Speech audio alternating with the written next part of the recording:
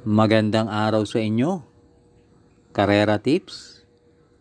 Sunday, June 8, 2025. Race 1. 3-year-old Imported Local Challenge. Distance 1,400 meters na merong 7 entries but 6 in betting option. Start ito ng pick 6, races 1 to 6. Dito sa race 1, pampremera ko yung entry number 3, Morally, sakay ni Mark Alvarez. Yan si Morally, tinalo na niya si Tis Damon. Noong April 26, gumawa niya ng 124.8. At panigundo ko yung couple entry na 1 in 1A. Anytime, Anywhere, sakay ni John Alvin Guse. At Tis Damon, sakay ni Patty Dilema. Yan si Anytime Anywhere, meron yan 125.2. Ginawa niya noong May 16. Kaya dito sa race 1, pampremera 3, Morally. Panigundo 1, Anytime Anywhere. Race 2, 2025 Pilracom. Second leg, 3-year-old locally bred stakes race. Distance 1,800 meters na merong 14 entries but 13 in betting option. Start ito ng winner take all, races 2 to 8. Dito sa race 2, pampremera ko yung entry number 5, Lily Bell, sakay ni JB Hernandez. At panigundo ko yung entry number 6, El Jaleo, sakay ni Patty Dilema. Yan dalawang yan ang merong best time. At wag lang maghahabulan ng maaga eh. Tingin ko silang dalawa na rin ang maglalaban dito. At lalagyan kong pantersero, entry number 9, Tasha, sakay ni CS Pare. Kung sakaling magbabakbaka ng maaga yung 5 at 6, wala nang ibang re-remate rito kung hindi si Tasha. Maganda ang tinakbo niya nakaraan. Nasigundo yan sa isang mile race. Gumawa ng 143.8. Kaya dito sa race 2, pampremera 5, Lily Bell. Panigundo 6, El Jaleo. Pantersero 9, Tasha. Race 3, 2025 Pilracom. Second leg, Hopeful Stakes race. Distance 1,800 meters na merong 11 entries but 10 in betting option. Start ito ng pick 5, races 3 to 7. Dito sa race 3, pampremera ko na rin yung entry number 6, Flaming June, sakay ni AR Villegas. Nung first leg ng Hopeful Stakes, yan si Flaming June ang nasigundo kay He's So Fine. At panigundo ko yung entry number 4, Elena Bell, sakay ni JB Hernandez. Nung first leg ng Hopeful, kung hindi ako nagkakamali, napang-apat lang yan si Elena Bell. Kasi humabol ng maaga yan kay He's So Fine. Pero dito tingin ko magpaparemate na yan dahil maraming matulin sa karerang to. Matulin yung Diamond Power at saka Pine Nobu. Kaya dito sa race 3, pampremera 6, Flaming June. Panigundo 4, Elena Bell. Race 4, Pilracom Rating Base Class 3, Merge Group. Distance 1,600 meters na merong 8 entries but 7 in betting option. Start ito ng second winner take all, races 4 to 10. Dito sa race 4, pampremera ko yung couple entry na 2 and 2A, Hole in One, sakay ni James Torque. At Ace of Diamonds, sakay ni AR Villegas. At panigundo ko yung entry number 7, Sherbet Fountain, sakay ni Mark Alvarez. Yan tatlong yan, dikit-dikit sa datingan yan. nung manalo si Manodura. At sa tingin ko sa karerang to, yan tatlong na rin yan ang maglalaban-laban. Kaya dito sa race 4, Pampremera 2, hole in 1, Panigundo 7, Sherbet Fountain.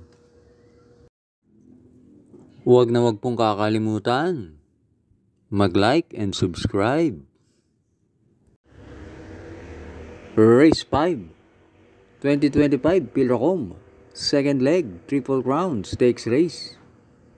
Distance 1,800 meters na merong 11 entries. Start ito ng second pick 6, races 5 to 10.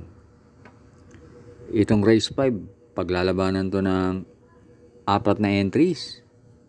Entries number 2, 4, 7, and 11. Pero pumili na lang ako ng dalawa. Yung nanalo at nasigundo nung first leg. Pampremera ko na rin yung 2, Benalot AU, sakay ni Mark Alvarez. Nung manalo yan ng first leg, tingin ko meron pa yan. At kahit 1.8 ang distansya, kaya niyan. At panigundo ko yung entry number 4, Constatic Offer, sakay ni OP Cortez. Yan naman, nung tumakbo yan nung first leg, galing pa yan sa bakasyon. Tingin ko mas maganda ang tatakbuhin yan ngayon. Kaya dito sa race 5, Pampremera 2, Benalot AU, Panigundo 4, Constatic Offer. Race 6 na tayo. Pilrocom rating base class 5, 11 to 15, split. Distance 1,400 meters na merong 14 entries. Start ito ng huling pick 5, races 6 to 10. Itong race 6, magandang karera to. Maraming entries dito, kayang gumawa ng 128. Pampremera ko rito yung entry number 9, Go Aidan Go, sakay ni JB Guerra. Last run, medyo nahuli sa alisan yan. At hindi maganda ang numero niya, numero 1. Ngayon, medyo nasa labas ang numero, kaya tingin ko malaki ang chance niyang manalo. Panigundo ko yung entry number 1, Heavyweight, sakay ni JT Pabilik. Nakakondisyon ngayon yung kabayo na yan. At 2 runs ago, nanalo yan sa isang 1,200 meter race. At pantersero ko yung entry number 13, Autumn Shower, sakay ni N.I. Uy Jr. Nakababa na rito si Autumn Shower sa grupong 11 to 15, kaya may panalo na rin yan. Kaya dito sa race 6, Pampremera 9, Go Aidan Go, Panigundo 1, Heavyweight, pantersero 13, Autumn Shower. Race 7, Pilrocom rating base class 4, 28 to 33. Distance 1,400 meters na merong 14 entries but 13 in betting option. Start ito ng pick 4, races 7 to 10.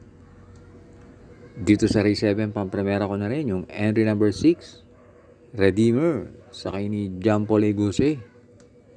Yan si Redeemer, meron yan 125.5 sa 1.4. At panigundo ko yung entry number 3, Crusading, sakay ni John Alvin Guse. Last run, mabigat ang nalabanan niyan. Sina Accidental Hero at Madam Mayhem. Dito tingin ko may panalo na yan dahil meron yung 126. Kaya dito sa race 7, Pampremera 6, Redeemer, Panigundo 3, Crusading. Race 8, Pilrocom rating base class 5, 6 to 10 split. Distance 1,400 meters na merong 14 entries. Start ito ng huling DD1, races 8 to 10. Dito sa race 8, Pampremera ko yung entry number 14, Malabon King, sakay ni JR De Ocampo. Yan si Malabon King, last run. Napalaban yan kina Jubilum, Bipit and Fabulous. Dumating ng pang-apat. At panigundo ko yung entry number 10, Potential. Sakay ni BJ Galieta. Yan si Potential, merong 128 and a half. At pantersero ko yung entry number 7, Bali Bell. Sakay ni MB Pilapil. Galing nga lang sa bakasyon yan si Bali Bell. Pero meron din yan 128 sa 1-4. Kaya dito sa race 8, Pamprimera 14, Malabon King. Panigundo G's, Potential. Pantersero 7, Bali Bell. Hi nga pala sa ating mga members. Thanks for joining. Last double na tayo, race 9. Pilo Accumulating Base Class 4, 22 to 27, split. Distance 1,400 meters na merong 12 entries. Dito sa race 9, Pamprimera ko yung entry number 7, Border Force. Sakay ni JR De Ocampo. Yan si Border Force. Last run, na tersero lang yan. At sa tingin ko, ayaw ng kabayo na yan na binibitawan ng maaga. Mas mabuting nanggagaling sa likuran yan. Kaya sana wag madaliin. At meron niyang 126.2 sa 1-4. At panigundo ko yung entry number 4, Sky Story. Sakay ni CP Henson. Last run, maganda ang panalo niyan. At pantersero ko yung entry number 10, Trump Peter. Sakay ni IL Aguila. May takbo yan si Trump Peter na dikit lang sila ni Border Force nung manalo si Tadeus. Kaya dito sa race 9, Pamprimera 7, Border Force. Panigundo 4, Sky Story. Pantersero G's, Trump Peter. Race 10, Pilo Accumulating Base Class 4, 16 to 21, split. Distance 1,400 meters na merong 14 entries. Dito sa race 10, Pamprimera ko yung entry number 13, Full Combat Order. Sakay ni Dan Camanyero. Yun mga huling takbo ni Full Combat Order, parang hindi naman pinapuwersa. Dito tingin ko ilalaban na yan dahil malaki ang panalo niyan. Panigundo ko yung entry number 6, Brown Pirate. Sakay ni LC Lunar. Yun huling dalawang takbo niyan, parehas na segundo. At yan si Brown Pirate, merong 127 sa 1-4. At pantersero ko yung entry number 1, Bantay Sarado. Sakay ni AR Villegas. Last run, maganda naman tinakbo niyan. Doon sa karera na segundo si Brown Pirate, na pang-apat naman yan. Kaya dito sa race 10, Pamprimera 13, Full Combat Order. Panigundo sa East, Brown Pirate. Pantersero 1, Bantay Sarado.